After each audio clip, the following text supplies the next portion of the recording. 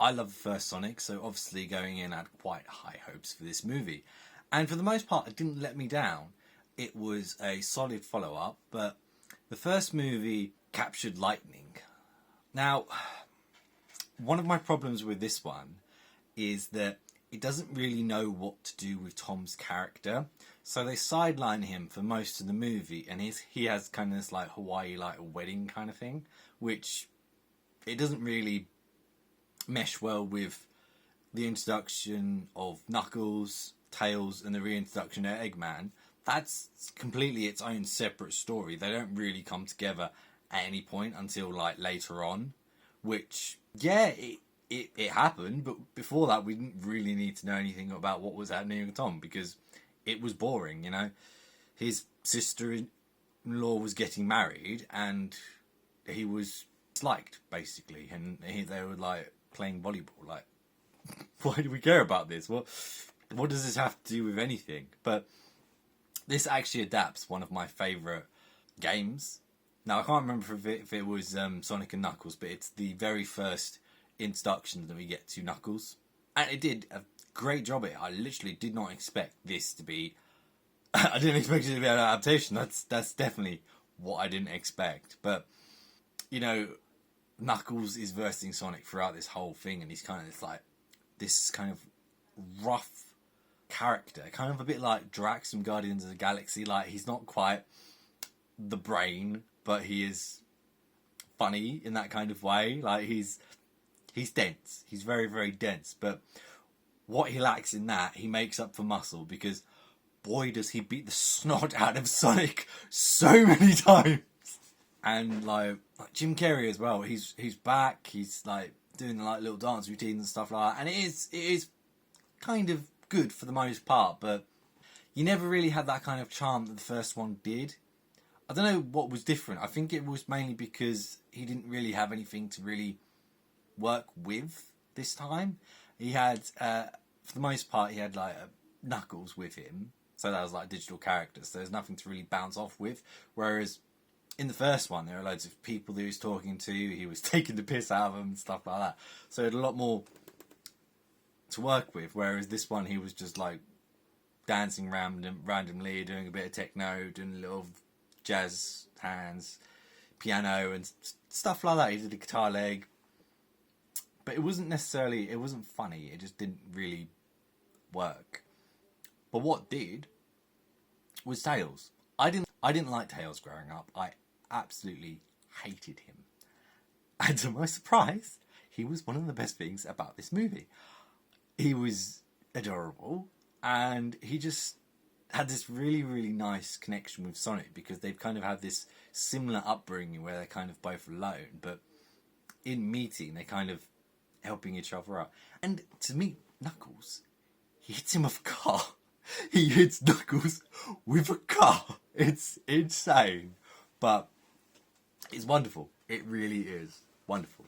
Like, the dynamic between these three characters is perfection. Like, you can't get better than that. It's when you kind of incorporate all these human elements into it that it doesn't work as well. It kind of has this kind of tension, but it's not really working because it doesn't mesh well. And I'll tell you now, I was very, very worried about seeing Knuckles on the big screen because he is my favourite Sonic character. I absolutely love him.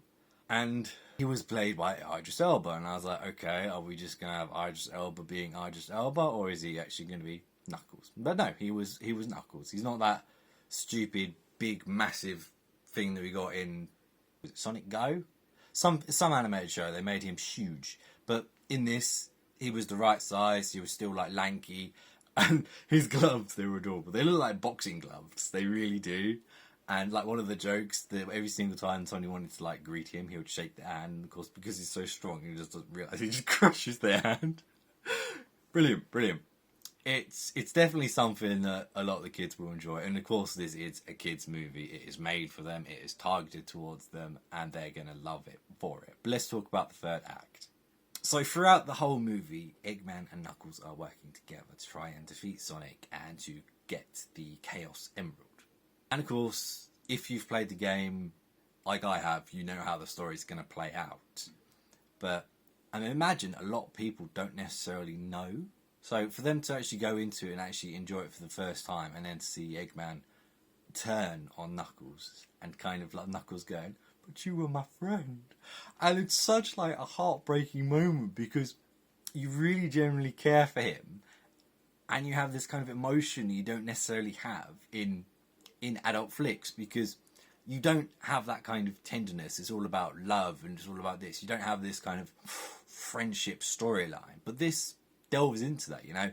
As I said, the dynamic between Tails and Sonic comes into fruition, and then later on the trio team up to take Eggman, as naturally it progresses, because he gets the Chaos Emerald, becomes the big bad, and I was generally thinking, oh my word, he's going to create Metal Sonic, and that's going to be the final thing, and that was his master plan all along, because of course he's obsessed with Sonic, so he's going to create a Metal Sonic like he did with the game. That's why they originally team up, but he doesn't create a Metal Sonic. He actually does a giant Eggman, which is just hilarious. And we got Fat Eggman in this as well. We got a little glimpse of like a little picture of the Fat Eggman, what it'd be like. That was cool. I appreciate that. I really, really appreciate that. But yeah, I really, really enjoyed that. And then we got Super Sonic, which I thought we would get in the first one, because it was just he was releasing his full power and it's gonna go boom, boom, boom. But no, this one had Super Sonic, and to see that on the screen, it was really, really a nice surprise. It's kind of like seeing Burning Godzilla on the big screen. Like, you didn't really expect it. You kind of thought it might happen, but to actually do it and it actually worked, amazing. It did a really, really good job of that. So yeah, that's my thoughts on the movie. I had a really, really good time watching it. I would say it's a really, really cringy movie. There are loads of cringy bits in the movie. There's like dance-offs and stuff like that. It's not done in a good way, but it's so cringy that I enjoyed it, if that makes sense. Definitely take your kids to see it if that's what you want to know, but if you're an adult and you just want to see a bit of a softer side to kind of like the movie scene and stuff like that, because we don't always get movies like this where we can go and enjoy something a bit light, just something that we can put on, not think too much about, and just enjoy. It's a very good time. Masterpiece, but it's a good time. And as usual, thank you for watching, and I'll catch you in the next one. Bye.